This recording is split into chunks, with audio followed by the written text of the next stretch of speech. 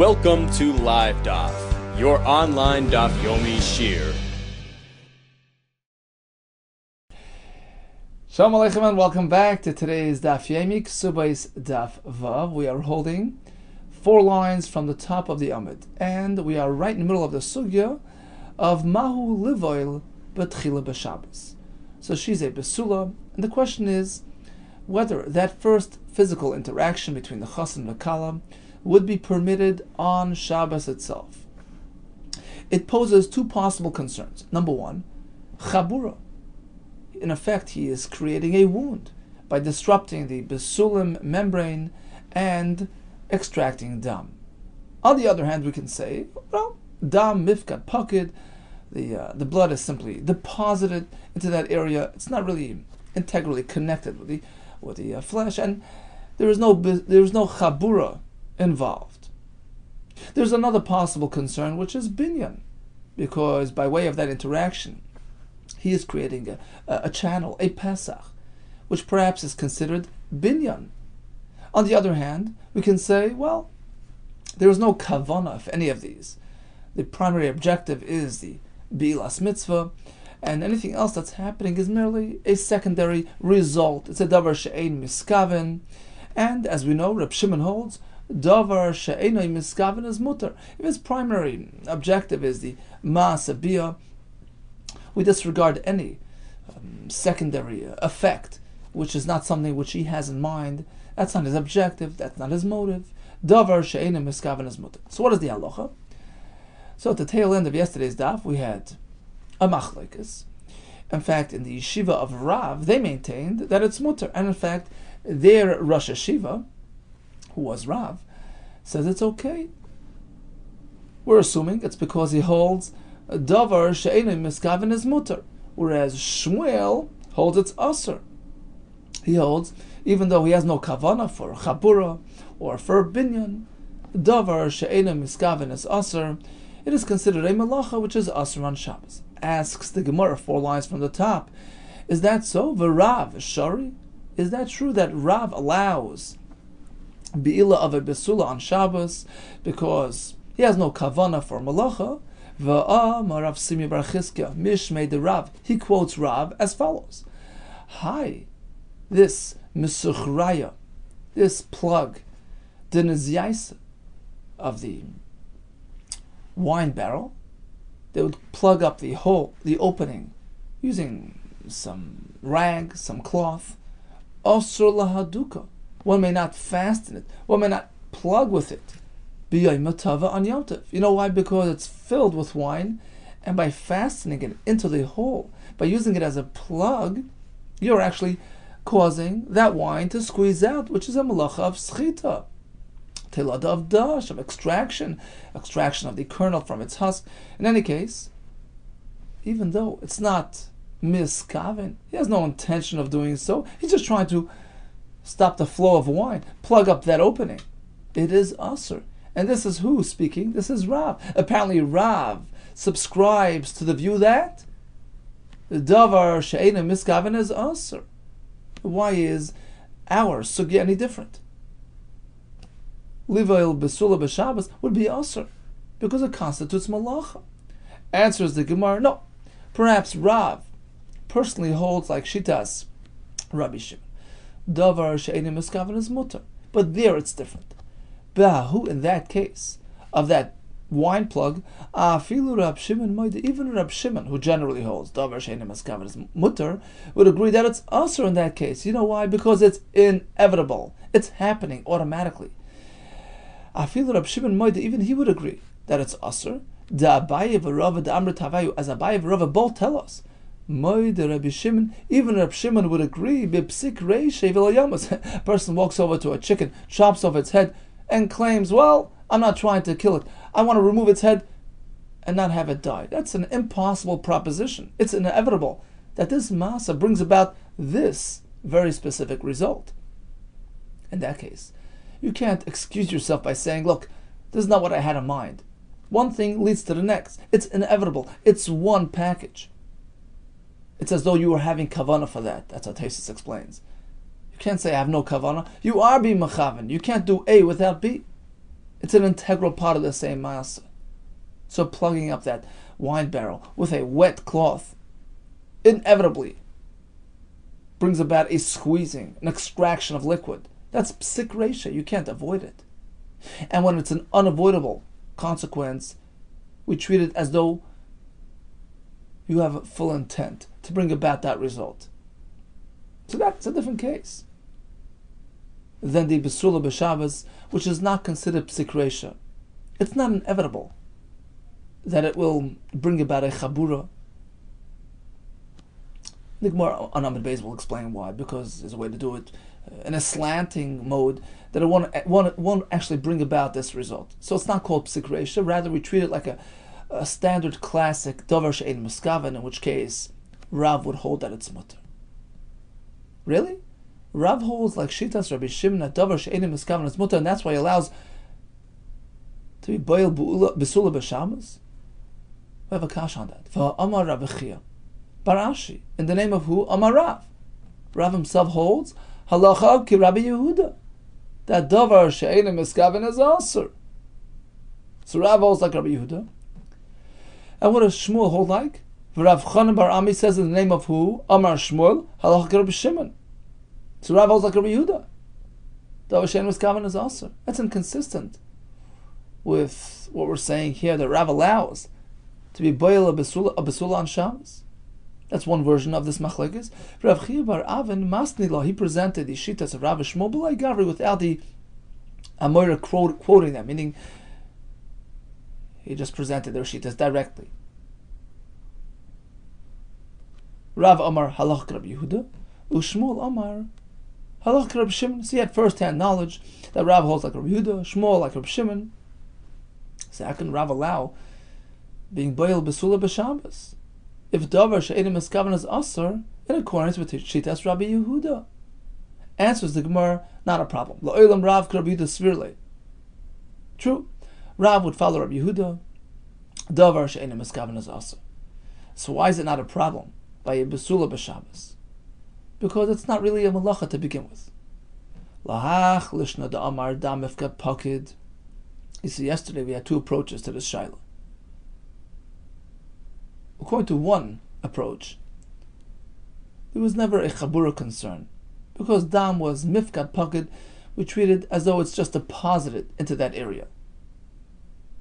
It's not like the regular, skin blood makeup. It's sort of two separate entities. Dam basulim is unique in that sense that disrupting it and extracting it does not constitute chabura, because it's not really integrally connected to the skin to begin with. It's deposited into the area, and Rashi explains yesterday that it's just like he's opening a Pesach and allowing the dam to come out. It's not considered a chabura. But there was a concern because we treat it like he's making a Pesach. He's fashioning an opening, clearing the channel to allow the Isha to function properly, to interact with her husband, to bear children. So that's considered a malacha as well. Fine, so there's no chabura. What about binyan? Answer is, mekalkalhu esla pesach. The fact is, he's downgrading her. He's destroying. He's harming her.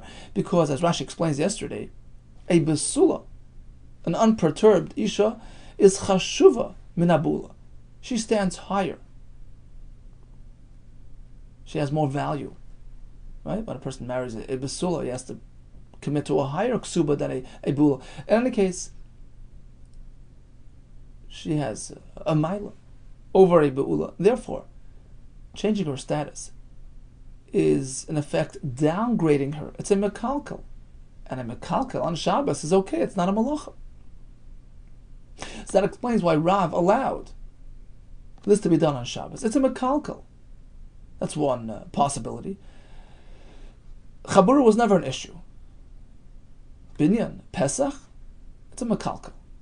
On the other hand, lahach lishna, according to the other approach, the second approach in yesterday's Gemara, which maintained that chabura was a concern, lahach lishna the amar dam, the dam basulim is chibure michbar, is considered connected, is considered absorbed, embedded within that skin, in which case separating it disrupting the skin constitutes a chabura, so chabura is the concern, here again, we'll address that by saying that it's a makalkal. Makalkal b'chaburuhu. Sure. It would technically, theoretically be a chabura. But the fact is, once again, it's a kilkal. He's downgrading her status, turning her from a besula into a be'ula. That's called a kilkal. Therefore, once again, we're not concerned about this type of maasa on Shabbos. So bottom line is, perhaps Rav does hold like Rabbi Yehuda. In fact, it's clear that he follows Rabbi Yehuda. We have a direct quote that Rav holds like Rabbi Yehuda. So why is this besula thing mutter on Shabbos? It's not a malacha, it's a makalkal. But Shmuel maintains that it's also because, as the Mefarshim explain, he holds that it's a davar miskaven. He says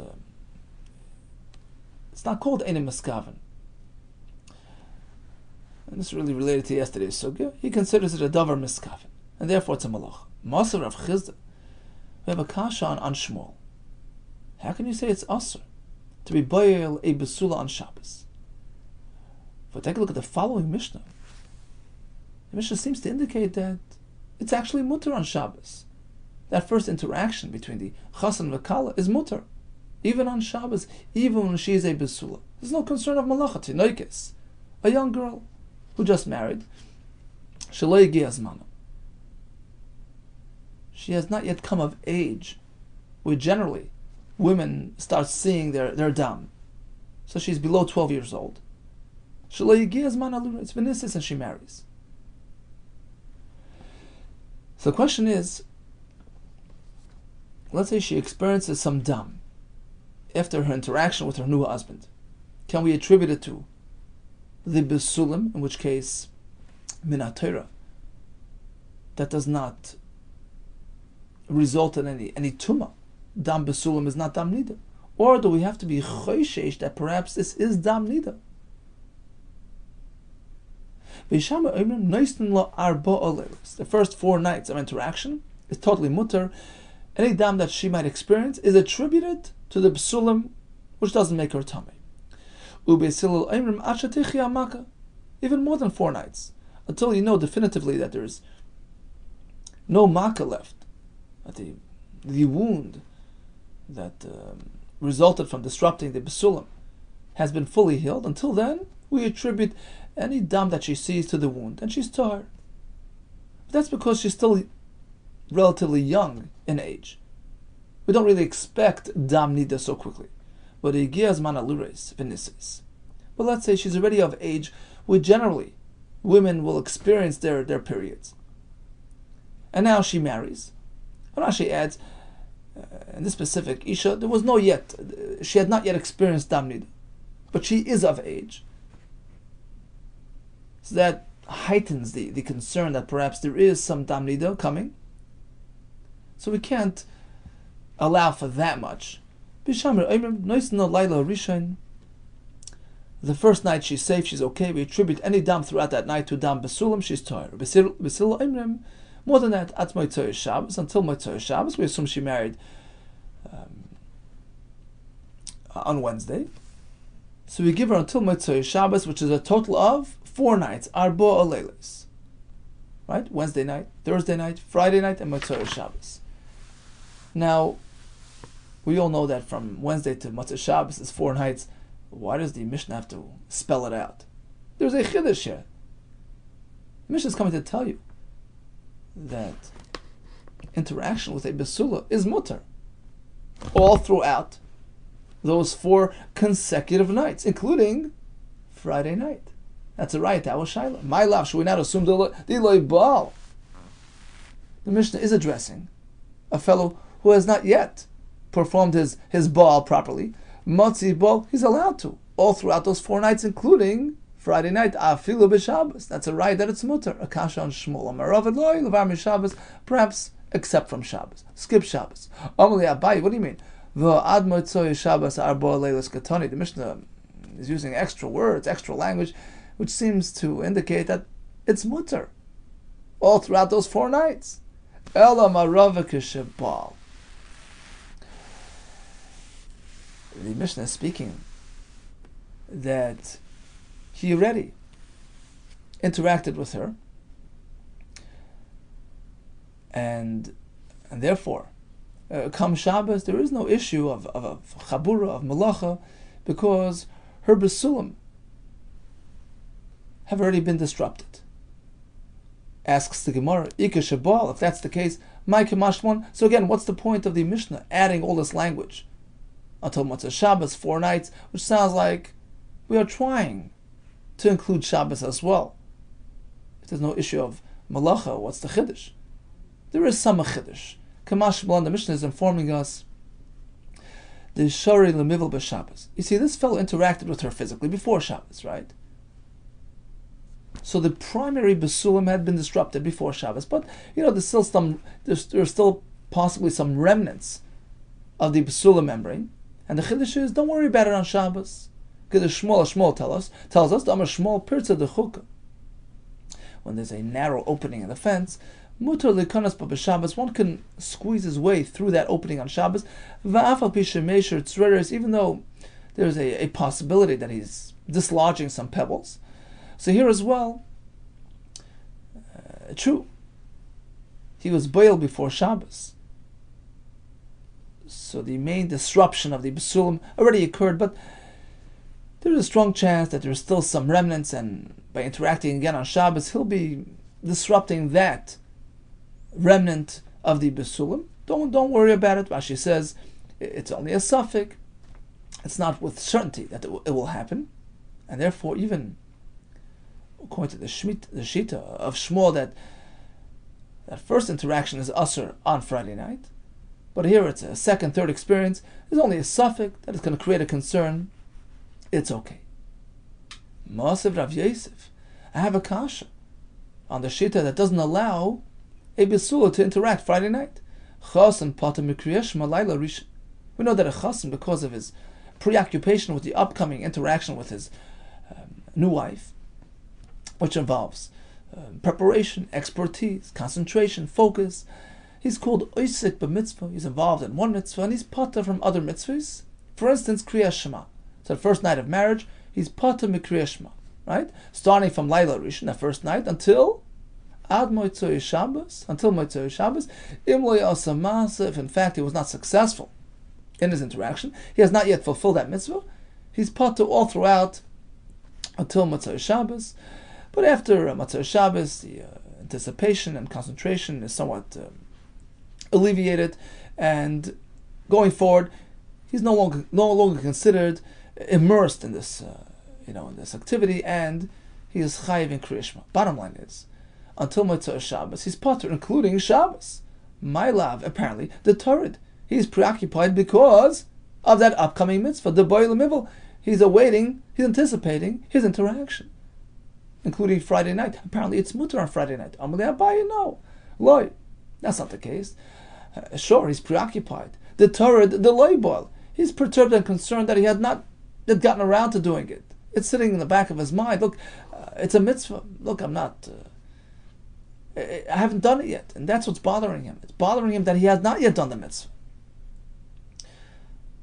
But of course, to actually do the mitzvah on Friday night would be us. So it's not a kasha on Shmuel who says us. So again, the Mishnah says he's potter from Krishma.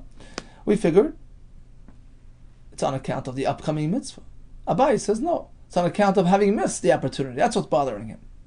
Hamali Rava. Is that an excuse? Would that justify not saying Krishma? Just because you're preoccupied and perturbed? Remove your preoccupation. Calm down. Focus. Go on to the mitzvah. That's not an excuse. If you're busy, if you're engaged, if you're involved, mitzvah is pater min mitzvah. But if you can't do the mitzvah at this moment, clear your mind, gather your emotions, and move on with it, and do krishma. Just because a person is preoccupied, pater, he's pater from mitzvahs. Elamiyat, if that's the case, a person is experiencing difficulty, whatever it may be. Tavas finasa bayam, right? One's ship sunk at sea with all his merchandise. Is that an excuse to be pater from mitzvahs? Sure, we understand he's agitated and perturbed, But that's not a reason to be pater from mitzvahs. Get over it. Hachinami the pater, in this case, is pater as well? Of course not. And I'll bring you a raya to prove that. Do you mean to say that any time a person is experiencing difficulty, chas v'shalom, he's pater from mitzvahs? V'amar ba'ab, barzavd, amarav, avel, a person who's in mourning, as difficult as you get, still he's chayiv b'chala mitzvahs, hamuras b'tera, he's still chayiv in all the mitzvahs, except for one, chutz minat tefillin, it's a special exception, shenemar b'en pe'er, because we have the word pe'er by tefillin, it's an adornment, and an avel who's wallowing in the afar, in the earth, the dirt, he's sitting in avelos, it's not appropriate for tefillin. That's a special exemption on account of kavod at tefillin, but typically other mitzvahs, he's chayiv. Let's go to Rashi, about 6-7 lines up. Mishum de Torah pater, says Rashi, bitmia, it's a question mark. Is that an excuse? Oh, mishum tsar, just because of experiencing distress. Pater? Is he exempt from mitzvahs? Ma'achar she'ena mechashiv lasik mitzvah. If he's not actually actively involved in preparing for a mitzvah, why would he be pater from mitzvahs? Distress is not an excuse, except for tefillin shenemar ben pe'er pe'ercha chavash alecha, and avel who's in mourning. It's not consistent with the kavod at tefillin mo'elil be'afar karna. V'roisha is wallowing in the afar. Ve'ein ze pe'er le'tefillin. It's inappropriate for tefillin, but other mitzvahs he must do. Interesting to note that Rashi in Brachos elaborates a bit further. He says, Rashi in Sukkah actually, Sukkah daf chafei amud aleph. So it's towards the bottom of the Amud, he says, look, an avel, it's a difficult situation, but it's part of the human experience, but it doesn't justify p'tur from mitzvahs. Rashi says, 3 lines from the bottom, tirda de rishus, it's considered a voluntary, a tirda. It's just circumstantial, it's not mandated, it's not a mitzvah to be perturbed and agitated and sad. So Rashi here will present us with the essence, how to quantify, how to package the chiyav of avelus. She'aval bishu chayiv linig avelus. Although an avel is meant to conduct himself with all types of minhagi avelus, shal ne'ilah, no shoes, rechitza, v'sicha, right, no bathing, all that. You know why? Laharois kavod meisi, to express kavod and honor and respect for the departed. Look, I miss you. My heart's with you. So it's an expression of kavod hames. Apparently the mess is still somewhat connected to his, this worldly experience and his relatives anymore. He has hana, he has nachas from seeing his family still busy with him and focused on him. But that only entails these specific expressions of kavod. But einu chayiv li'tztayer, there's no chayiv to be b'tzar, to show simoni avelos, yes. But the tsar that the avos experience, that emotional turmoil, that's personal. It's very much expected. It's part of the human experience, but it's not a chiv. That's not the mitzvah. So one has the ability and the chiv to put it aside for the time being while he does the mitzvahs. There's no petur of mitzvahs. So that, in essence, is the Gemara's kasha here. When one is preparing for a mitzvah, he's anticipating a mitzvah. So the Torah wants you to be preoccupied with the upcoming mitzvah. That's part and parcel of the mitzvah. If you prepare, you'll do it properly. But if he is right now not doing the mitzvah, it's Friday night and he can't be bayali b'sula. Why is he pater? Just because he's distressed about his missed opportunity? That doesn't justify. That's Rava's approach. Continues the Gemara. So why then would a chassan be pater from Kriya Shema on Shabbos? Ela ma Rava Tanai. In fact, it is a machlekas Tanaim. This question of whether one may be boile besula on Shabbos, the machlekas Tanaim. The Tana Chada, we have one brayso which says if the chassan and kala who married on Wednesday did not interact on the first night, Wednesday night, pater af b'sheni. He's pater from Krishma even on the second night because they're going to go at it again, second try. So he's oisik b'mitzvah. If they were unsuccessful the second night, Thursday night, b'sheni, pater af b'shlishi, he's pater the following night as well, which happens to be Friday night, apparently it is possible to be boiled b'sula on Shabbos. He's Isaac with mitzvah, pater ben mitzvah. That's one opinion. V'tanya idach, we have another shita which disagrees. Apparently this brisa will hold it's asur on Shabbos. Rishon v'sheni pater. Wednesday night, Thursday night, he's pater from Krishma because he has the mitzvah of bilas mitzvah. But shlishi chayiv. The third night comes around, and they're still pre-bila. Friday night he's chayiv and Krishma because there is no heter to do it on Shabbos. So in fact, this whole shaila is really machlekes tanoim. Abaye responds by saying, no, perhaps all shitas would agree that it would be asur on Shabbos. Hasam nami, the machlekes is there as well. Betir de pligi is a question of whether this preoccupation with his missed opportunity, Taisa says, he's torad b'masha eina yachal asay mitzvah. Does that justify? Does that constitute oisek b'mitzvah? So sure, by avelus, Rashi says, that's voluntary. That's called tirda de rishus. Nobody asks the avel to be torad. It's a natural condition which just comes about. It's not mandated. It's not a chiv. It's not related to mitzvah. So there he has to clear his mind, clear his heart, and get involved in mitzvahs. But here, where the chassan has a mitzvah, a bilas mitzvah, and he's anticipating the mitzvah, it happens to be that on Shabbos he can't actually go about it, but he's still distressed about the fact that he missed that opportunity. So his tirda is loosely, slightly associated with a mitzvah. It's a mitzvah-related preoccupation, so to speak. So Abaye maintains that question, whether this justifies being put to him from Krishma, that question is the point of contention between these two shittas. That's machlekes tanoi. Is it poiter from mitzvah or not? Continues the Gemara. V'hani tanoi ki hani tanoi. So we just mentioned a shaila of whether a chassan is poiter from Krishma Friday night or not. This machlekes tanoim will be compatible, will correspond to another machlekes tanoim, who also discussed the shaila of whether or not a chassan may be boile besula on Shabbos. The sanya koines is a besula lo yiva betchil b'Shabbos, so it's asur on Shabbos. V'chachamim atirim, and they allow. It's called davar she'eini meskaven, right? So it's mutter.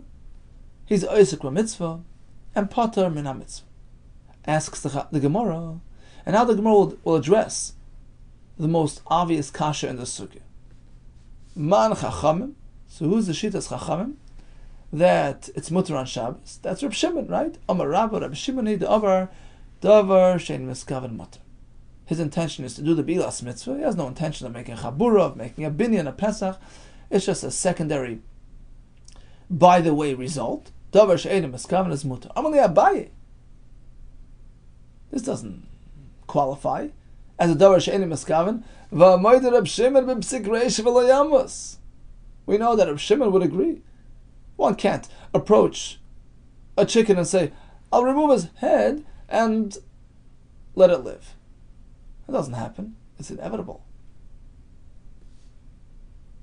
So you can't say, I'm not mechaven. That's called davar mechaven. Be'ila b'Shabbos, aber besula, entails an inevitable malacha. It automatically makes chabur, automatically makes pesach. So why is it mutter according to Reb Shimon? So we're working with the assumption that Rabbi Yehuda says it's asur, davar she'eini meskaven is asur. Rabbi Shimon says it's mutter, davar she'eini meskaven is mutter. This doesn't qualify as davar she'eini meskaven. It's inevitable. It's psik reish. Amalei. Rabbah responds to this kasha by saying like this: Like halola bavliyim. We're not speaking about these Babylonians who don't know what they're doing. She'ein bekiin ba'atoya. They're not experts in being boil in a slant in a way that's not going to create a chabura. By them, it's inevitable. El yesh bekiin ba'atoya. But you should know there are those that are experts in this, and they know how to manipulate the masa in a way that it's going to avoid making a chabura. It's going to come out at a slant. It's not going to make a chabura, it's not a malacha. So for them, it's mutter. So firstly, asks the Gemara, let's just go back a second to the halacha of the chassan. Chassan marries, he's preoccupied with the upcoming interaction, he has to be an expert, he has to prepare his mind, he has to focus. It takes expertise, it takes preparation. Im kain, tired, lamali, why do we say that a chassan is preoccupied, he's betirda? We just said people are bucky. It's not a big feat. So what's the preoccupation? L'she'ein a bucky. True, a bucky has no issue. A person who's not a bucky, he's preoccupied, and that explains why he's patur from other mitzvahs. Asks the Gemara, let's just go back to the halacha about Shabbos. Is it mutter on Shabbos? Chachamim say yeah. Why is it mutter? Why? Because you can avoid making the chabura. But only a bucky who has the know-how and expertise has that ability. So why you matter is for everybody. Yayru, the Chacham should explain themselves. Bucky, who knows how to do it properly and avoid the chabura, by him on Shabbos it's mutter. But she'eni bucky, otherwise it's asur. Answers the Gemara, Rav Bikinin. Typically people are bucky, and they can avoid the chabura concern. What about the fellow who is not a bucky? So Rashi addresses this. If you take a look at the Rashi, at the wide lines, so it's the second line. Roiv Bekinin. Since Roiv are bucky, says Rashi, Hilkach stamalap sikresha v'lo yamasu. Rashi is saying a svara. Since there's an easy way to get around it. Most people have that ability. So there's a good chance that it's not going to create a chabura. Good chance it's not going to make a malacha. So we have no concern. Anybody can just approach and do it normally. Because we no longer classify the masa as a psikresha. If, for the most part, it can be avoided. If, for the most part, this masa does not create a chabura. So it's called a davar she'ein maskaven and it's mutter. Meaning, even if it makes a malach, even if it creates a chabura, it's unintentional. Because it's not inevitable. In fact, in most cases, people can avoid it easily. So the masa is not stamped as a psikresha. And therefore, it's mutter, we consider it a davar she'ein maskaven. So most people have the ability to avoid making a chabura, to avoid causing dam. Amali Rava bar Rav Chanan Abaye.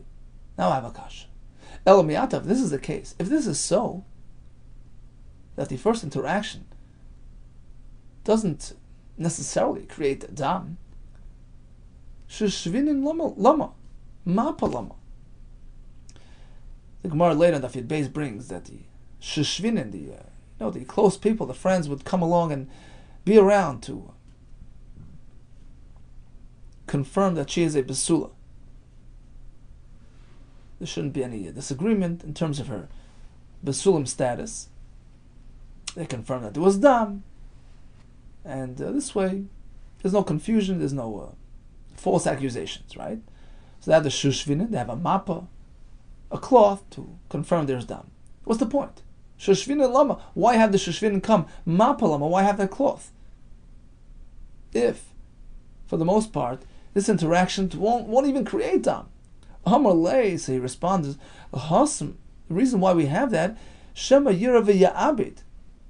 Perhaps this chassan will have a change of heart and will want to instigate a concern. He'll have seen dam, and he'll willingly destroy it. He'll get rid of it and claim that she's not a psula. So that's why we have the shushvinin and the mappa, to ascertain otherwise. But, you're right, if in fact he was boil in a manner where he was mata, where he tilted and slanted and there was no dam, well then she could just say, try again, do it properly. I'm still a basula. Of course there's no dam. It's not because I'm not a basula, I am a basula. It's because you are mata.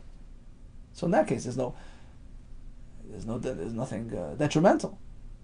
The problem is if he has done a proper bila with dam, he might destroy the evidence. So that's why we have to have shushvinin and the map.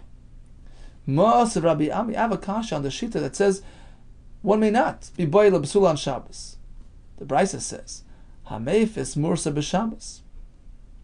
So if one punctures a pus bubble on his skin, he punctures it on Shabbos. Im lasas lepeh chayiv. If his intention is to create an opening to allow the pus to trickle out, to allow the air to come in, to ventilate it, he's creating a peh, creating an opening. That's a malacha, chayiv. He's doing binyan. Rashi on the bottom line says, chayiv shu masakin pesach v'chayiv mishum boina. He's building, he's fashioning, he's creating. And that's applicable even to a person, even to a living being. The ashkuchan binyan b'bali chayim, we find the concept of binyan by a living person. Hashem fashioned Chava from Adam Arishan's side. Vayivan.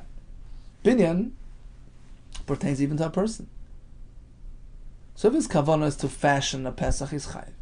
But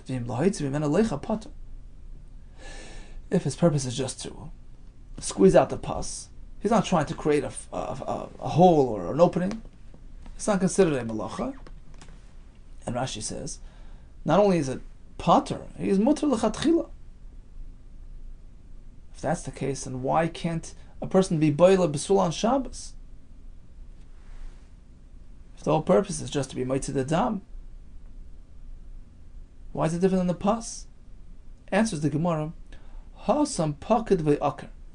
By pus, it's paked, it's sort of gathered together, it's just deposited there. Va'aker, and it's totally detached from the skin. It's a different entity. Extracting pus is not considered disrupting your skin. It's not a chabura. Hacha, as opposed to the dam besulim, although it is paked, it is sort of gathered and congregated. It's different than your regular dam, absorbed and embedded in your skin. Here it's different. It stands alone, somewhat, but still. V'lo ya'aker. It's not totally detached. It's still somewhat nivla, Rashi says, still relates to the skin, and therefore it would be considered a chabura when disrupted. Okay, let's do a quick chazor of today's daf. We started with the shaila that we actually started yesterday. Bu'ula b'Shabbos. Being boil a besula on Shabbos, is that mutter or aser? We have two possible concerns. Perhaps chabura, perhaps not. Perhaps it's a Pesach, perhaps not. Perhaps even if it's a chabura and a Pesach, maybe it's just mekalkel and it's mutter. We actually came up that it's a machlekes, Rabbi Shmuel. And the question was, well, if it's davar she'enim eskav and mutter, but here it's psik reisha. How would you get around that? Well, there's a way to avoid it through hatoya, roiv bikiyin, and it's not considered a psik reisha. We had another interesting discussion regarding oisik b'mitzvah pater ben mitzvah. So chassan, due to his preoccupation with the upcoming mitzvah, is considered immersed in mitzvah and pater from other mitzvahs. The Torah wants a person to be fully immersed in the task at hand and not be distracted and preoccupied by other things which might interfere. So if it's a tirda the mitzvah, if it's a preoccupation associated with an upcoming mitzvah, that justifies. But as a tirda the rishus, it's just a voluntary, subjective condition, like an avel, although it's part of the human condition, it's natural, it's inevitable, but a person is meant to overcome those emotions and proceed with the task at hand, i.e., all the mitzvahs in the Torah except for tefillin. But we still had an interesting shaila regarding a tirda for a mitzvah which has not yet happened. For instance, let's say it's Shabbos and we figure we can't do the bila of the psula. So he's somewhat immersed in tirda because he's told b'masha eino yachal lahasas mitzvah, as Taisus calls it. He's sort of distressed about the missed opportunity, the fact that he's not yet able to do the mitzvah. Does that constitute an interesting shaila? Abaye says that's called oisik mitzvah, and Rabbi disagreed. They said it's not, it doesn't qualify. In that case, of course, he would be chayiv in mitzvahs. For instance, chayiv in Kriyas Shema. All the best to you and much hatzlacha.